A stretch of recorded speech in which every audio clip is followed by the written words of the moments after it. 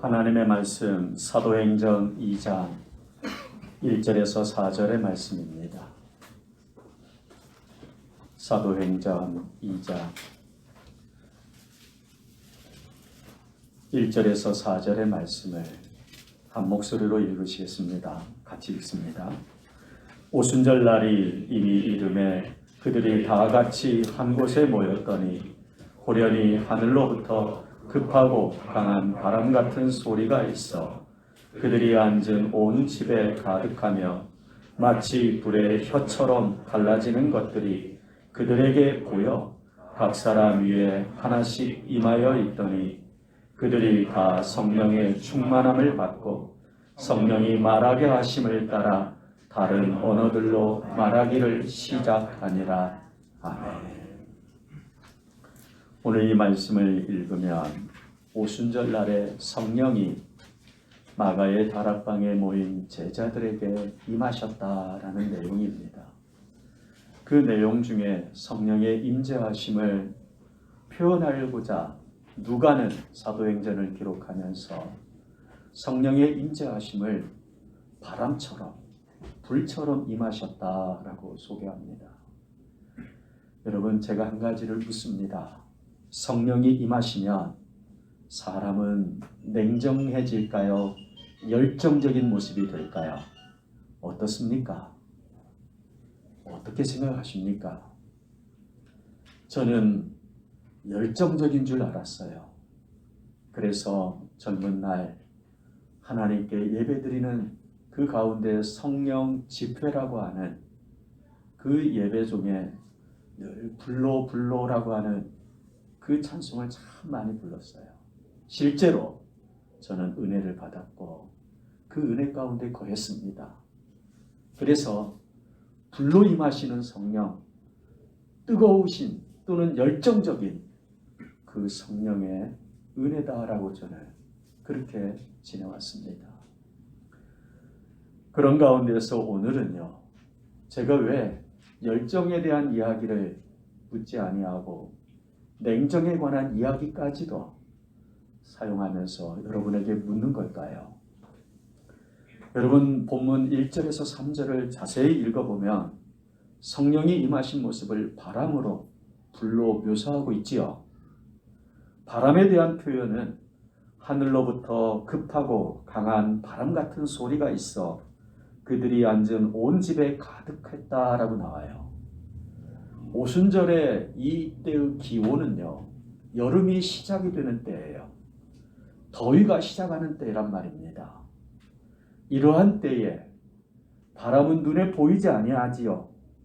몸으로 느끼는 건데 이들이 모인 마가의 다락방, 이들이 모인 이 장소에 바람이 분다는 건 어떤 느낌이겠습니까? 바람이란 이들에게 시원했을 겁니다. 차가웠을 거예요. 그게 바람인 거죠. 특히 기온이 여름철이 시작되는 때라 아마도 그 느낌은 선명했을 거예요.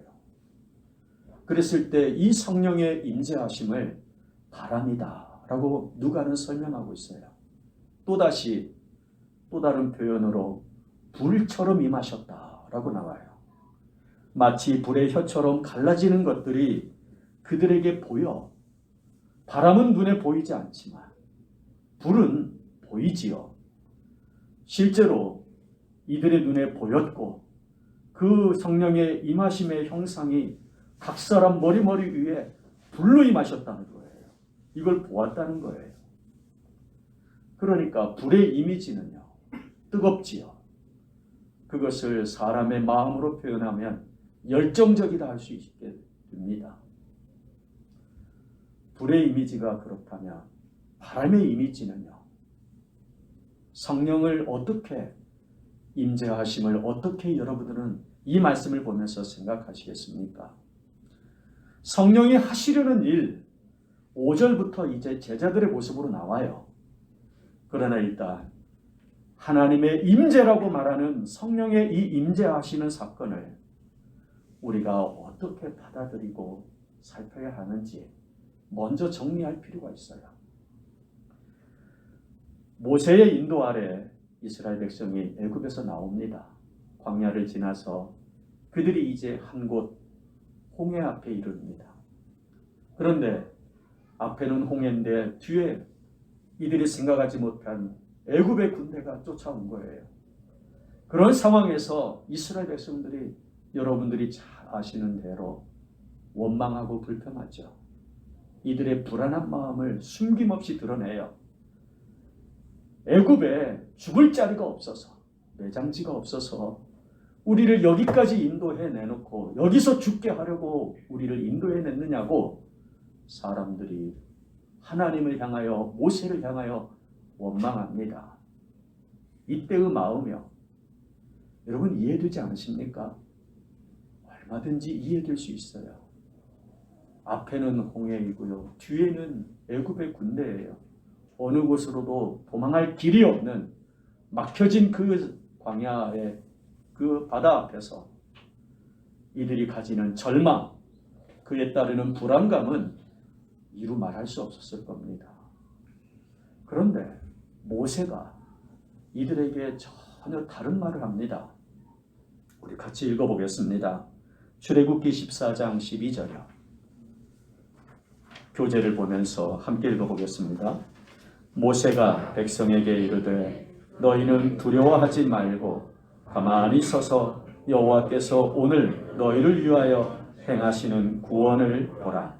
너희가 오늘 본 애굽 사람을 영원히 다시 보지 아니하리라. 모세는요, 이 이스라엘 요동하는 백성들에게, 불안에 떠는 백성들에게 두려워하지 말라라고 하면서 표현하기를 가만히 서서라고 해요. 여러분, 가만히 선다는 의미가 어떤 거겠습니까? 실제로 이스라엘 백성들은 뭘 할 수가 없어요. 마치 매우 두려운 일을 만났을 때 몸이 얼어붙은 것처럼 어쩌면 이들은 가만히 있을 수밖에 없는 상태이지 않겠습니까? 그런 이스라엘 백성들에게 모세가 가만히 있으라고 한 걸까요? 그게 아닙니다. 이 가만히 서서라는 단어를 보면 히브리어로 야차부라고 해요. 야차부라는 뜻은 이런 겁니다. 무엇인가를 메어놓기 위해, 무엇인가를 고정하기 위해서 놓는 것이란 뜻이에요. 놓다란 뜻이 야차부예요. 그런데 이것을 가만히 서서라고 표현한 거예요.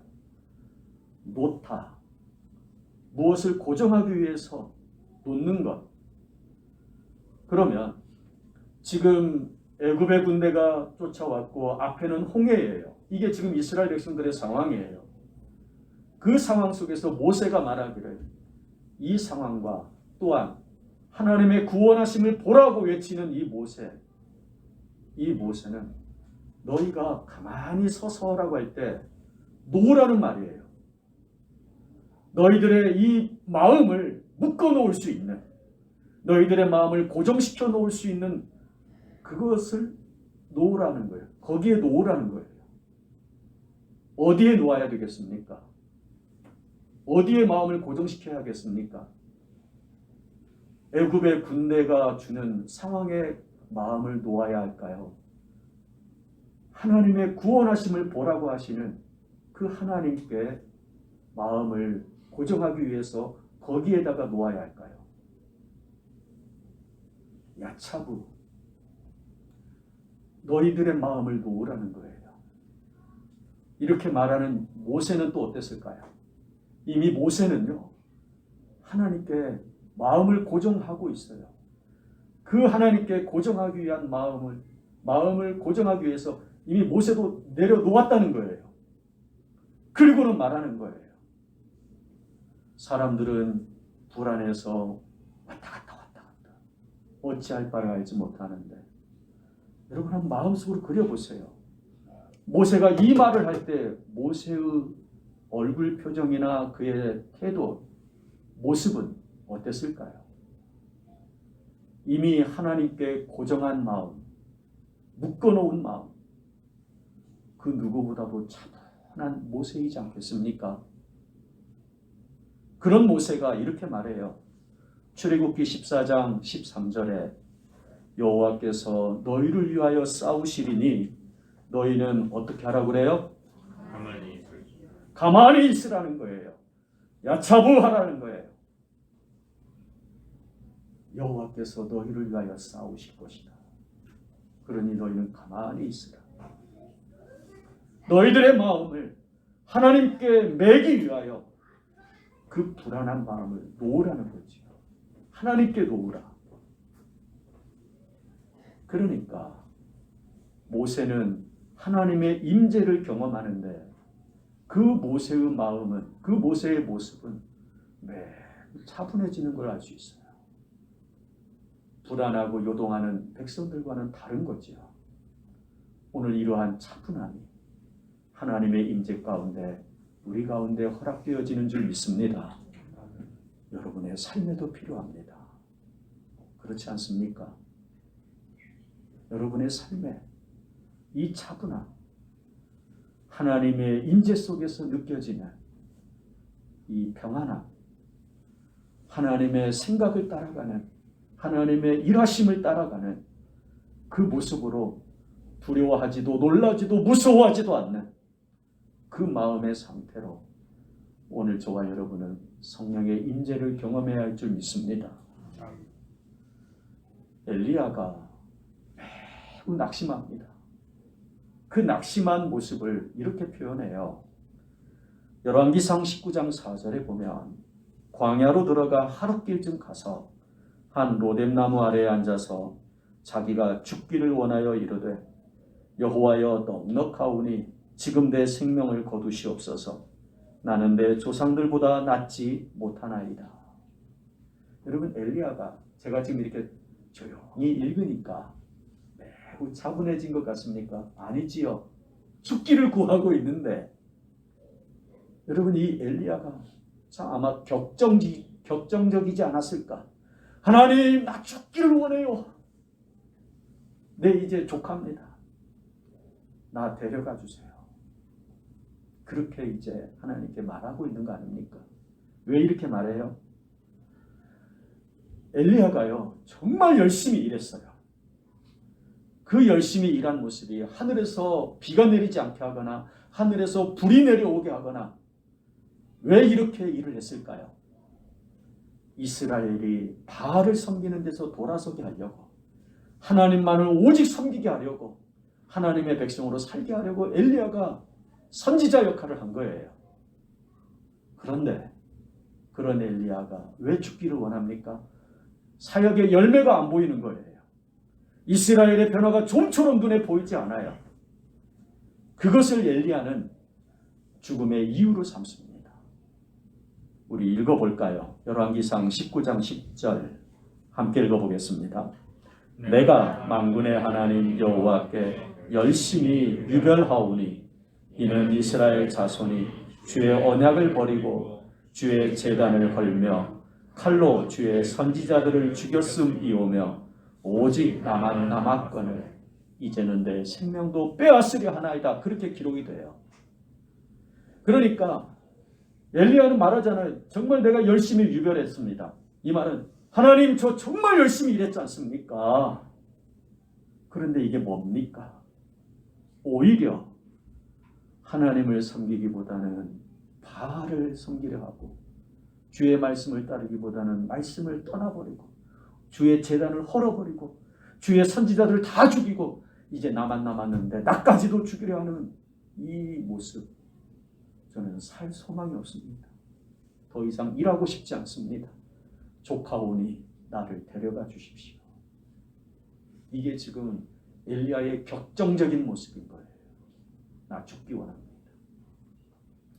이런 엘리야에게 하나님이 위로하십니다. 아시는 대로 하나님의 임재를 통해서 위로하시는 거예요. 왜 임재냐고, 위로가 왜 임재냐고 말씀을 드리면 그 임재에 대한 표현을 성경은 말씀하거든요. 열왕기상 19장 11절 12절에 보면 여호와께서 이르시되 너는 나가서 여호와 앞에서 산에 서라 하시더니 여호와께서 지나가시는데 여호와 앞에 크고 강한 바람이 산을 가르고 바위를 부수나 바람 가운데 여호와께서 계시지 아니하며 바람 후에 지진이 있으나 지진 가운데에도 여호와께서 계시지 아니하며 또 지진 후에 불이 있으나 불 가운데도 여호와께서 어떻게 하신다고 그래요?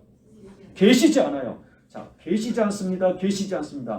하나님의 임재가 아니 계신다는 거예요.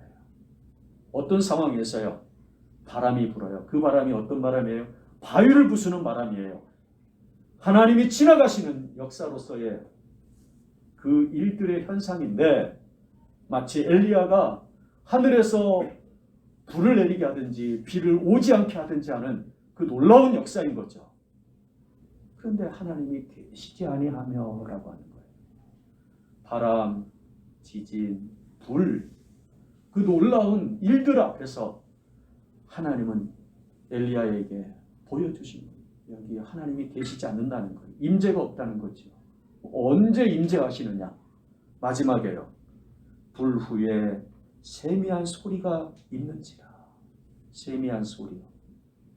엘리야에게 임재하시는 모습은 세미한 소리, 하나님의 말씀이라는 거예요. 그 세미한 소리로 하나님 어떤 걸 말씀하세요? 15절에서 18절을 계속해서 읽어보면 여호와께서 그에게 이르시되, 이제 세미한 소리로 하시는 말씀이죠. 여호와께서 그에게 이르시되 너는 내 길을 돌이켜 광야를 통하여 다메섹에 가서 이르거든 하사엘에게 기름을 부어 아람의 왕이 되게 하고 예후에게 기름을 부어 이스라엘 왕이 되게 하고 엘리사에게 기름을 부어 네 뒤를 잇는 선지자가 되게 하라는 말씀을 주세요. 그리고는요, 내가 이스라엘 가운데 7,000명을 남기리니. 여러분, 이 7,000명, 사실 엘리야는 사역을 하면서요, 하나님의 일을 열심히 감당하면서 원했어요. 이 백성들이 주의 말씀을 따르는 백성이 되도록 주님의 제단에 모여서 예배할 수 있기를, 그래서 하나님만을 경외하는 이 땅, 이 백성이 되기를 원하고 원했던 엘리야의 사역이었어요. 그런데 자기만 남은 줄 알았어요. 아무도 만나보지 못했다는 거 아닙니까? 그런데 이 말씀을 보니까 하나님은, 야 엘리야야, 너를 통해서 7,000명이 이 땅에 생겨났어. 엘리야의 눈에는 보이지 않는데 하나님은 그렇게 엘리야의 사역을 통해서요, 하나님을 섬기는 백성들, 하나님을 사랑하는 하나님의 자녀들을 세우셨다는 거예요.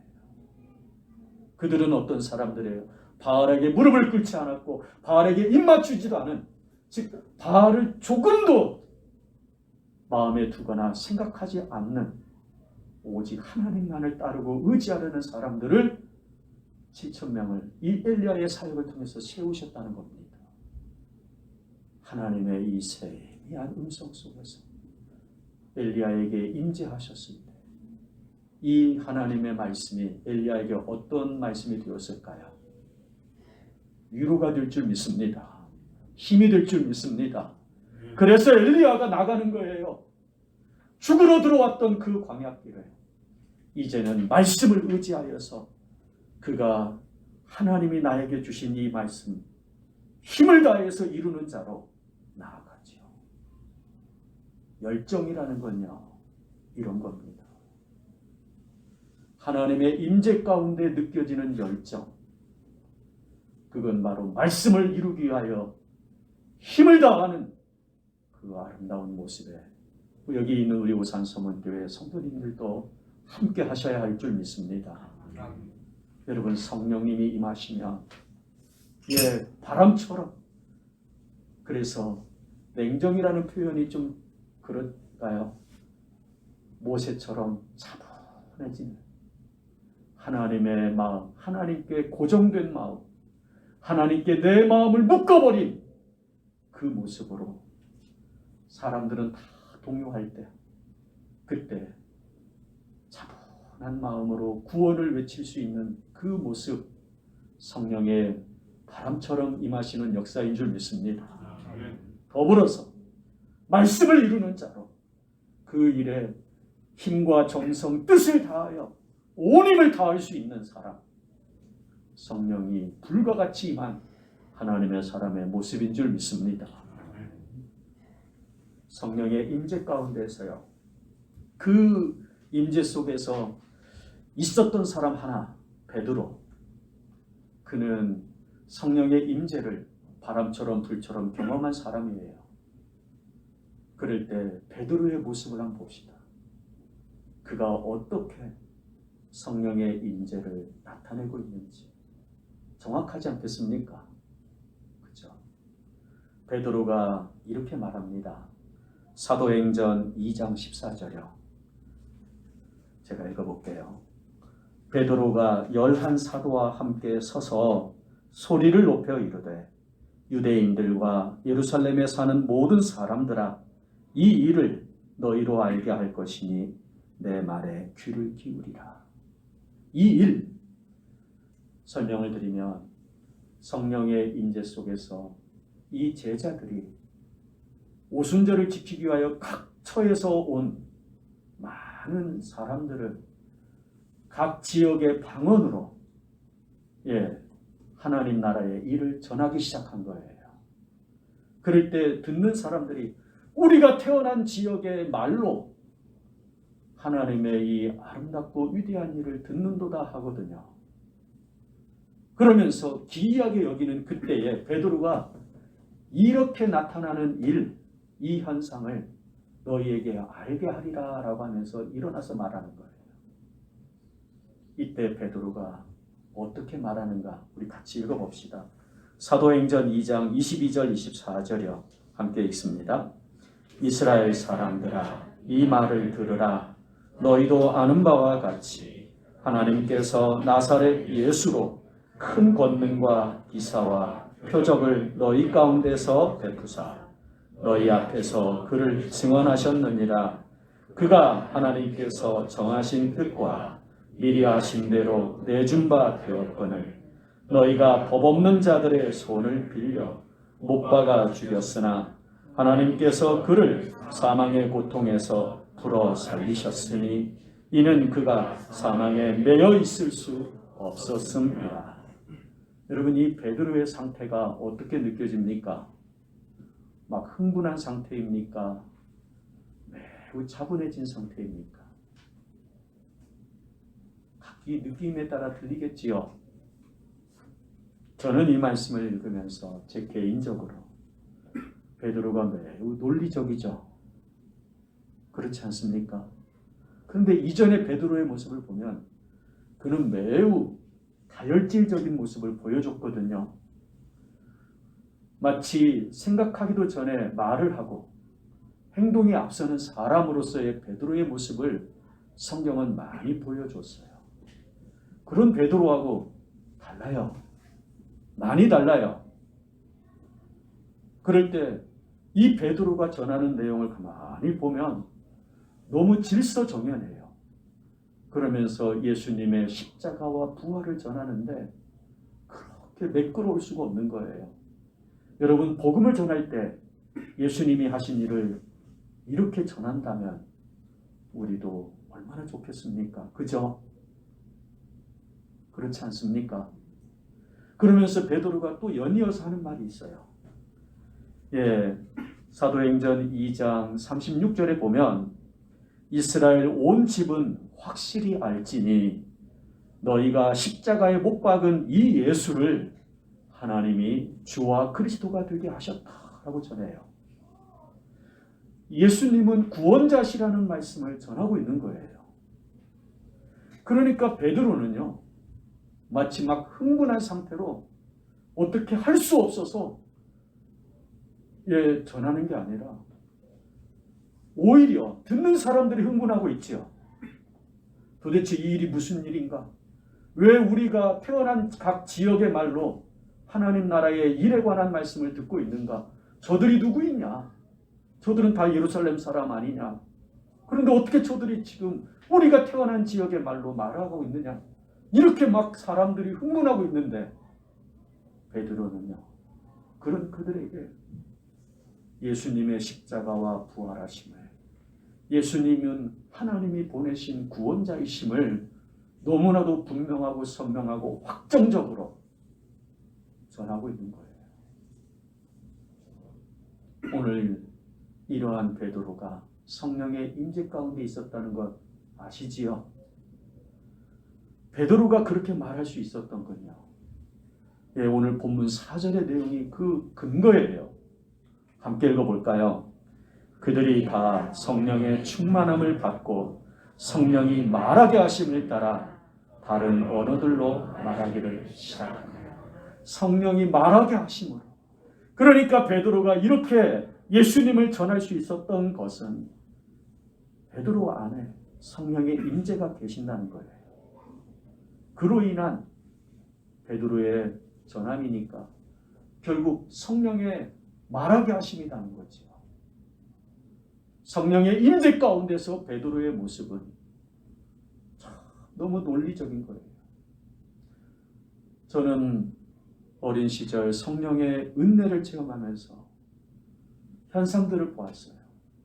사람들이 기뻐하고 놀라워하며 때로는 사람들이 그 성령의 은사라고 하면서 표현하는 것들 선명하게 제 안에 기억이 납니다.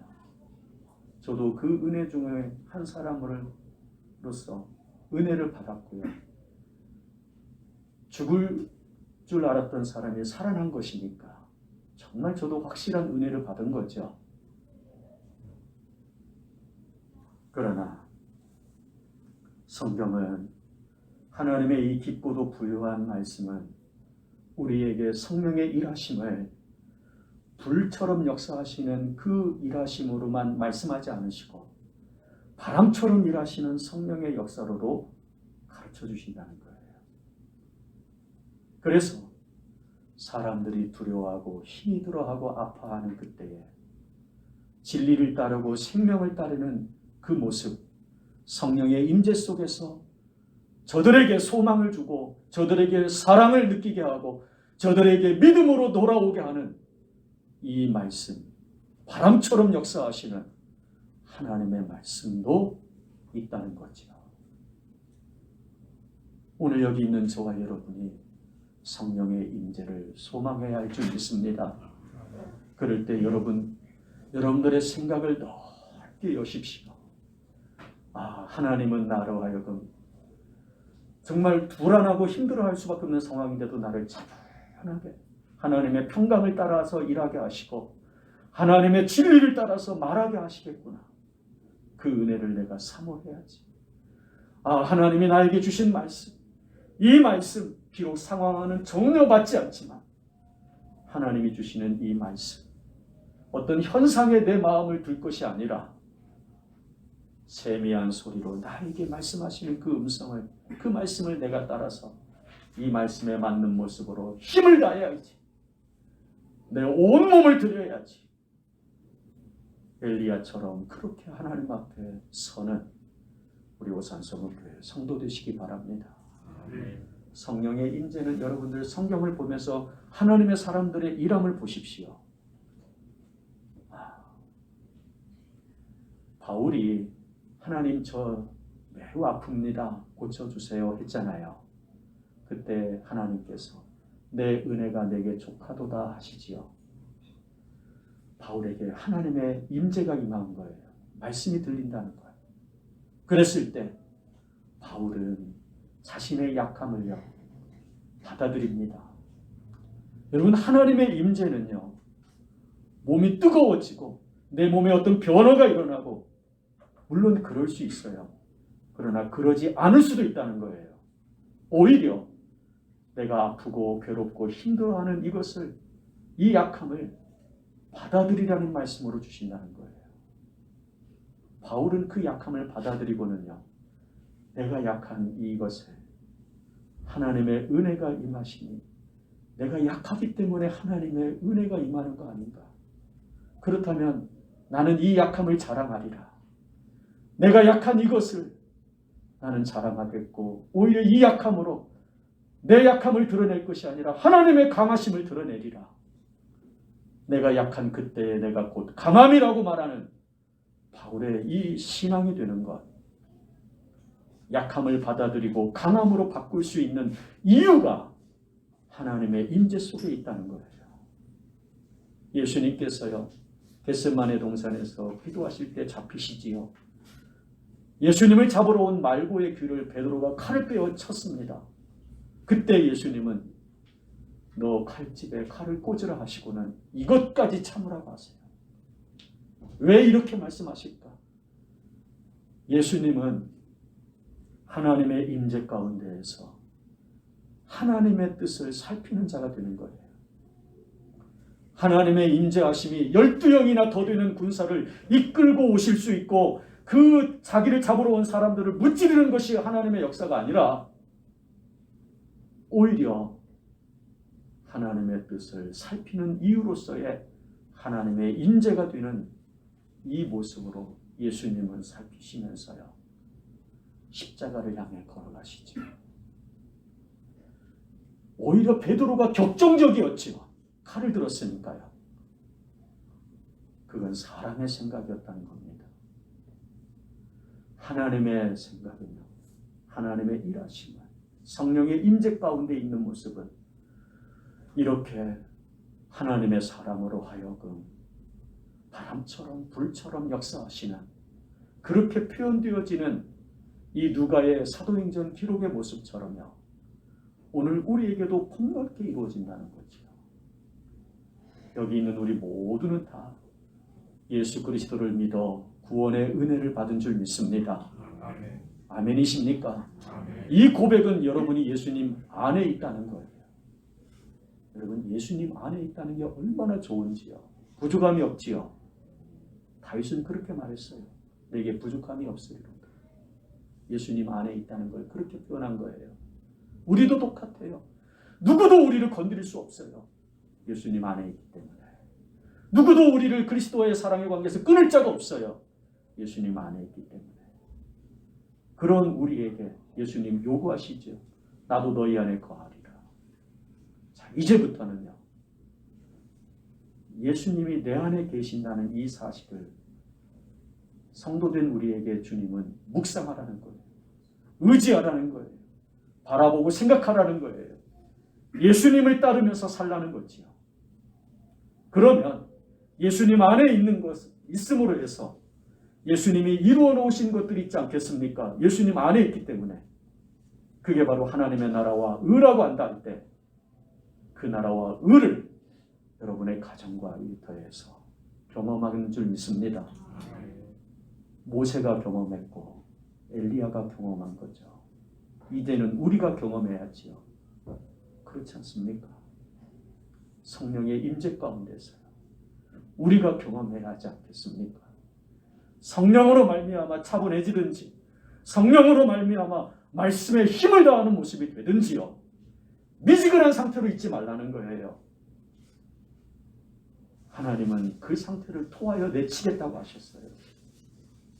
너희가 차든지 뜨겁든지 하라고 하셨잖아요. 차든지 뜨겁든지. 이 말 그대로요. 차든지라는 말은 헬라어로 춥다라는 뜻을 갖고 있고 뜨겁든지라는 말은 말 그대로 뜨거운 것이라고 말해요. 단어가 그래요. 너희가 차든지 하라, 뜨겁든지 하라. 성령으로 인한 하나님이 주시는 상태인 줄 믿습니다. 예, 차분해지든지 정말 진리와 생명의 말씀 때문에 하나님 때문에 내가 차분해지든지 또는 하나님의 말씀 때문에 내가 힘을 다하여서 있는 힘을 다하게 되든지 여러분 이러한 모습으로 가정과 삶에 하나님의 사람으로 살아가시기를 예수님의 이름으로 축원합니다. 우리 말씀 의지하고요. 여러분의 삶을 두고 기도하십시오. 여러분의 가정과 일터 또는 학교 모든 생활을 두고 하나님의 사람으로 설 수 있도록 이 시간 같이 함께 기도하시겠습니다. 아버지 하나님 감사합니다. 주님이 주시는 이 말씀이 종들에게는 빛이 없나이다. 세상을 살아가는 빛이고 종들의 걸음이 치우치지 아니하겠고 어그러지지 아니하겠나이다. 하나님이 주시는 빛이 있기에 온전한 모습, 생명과 진리를 따르는 모습이 되겠사오니 주님, 세상이 요동할 때에 종들을 차분하게 하시고 세상이 악하고 더러운 모습으로 나아간다 할 때에 하나님 종들로 하여금 말씀에 합당한 진리의 길로 힘을 다하게 하실 터이오니 오늘 이 시대에도 성령이 하시는 역사에 함께 쓰임이 되고 보냄이 되는 저희들의 모습이 되게 하여 주시옵소서. 주님이 일하실 때 종들도 함께 일하게 하여 주시옵소서.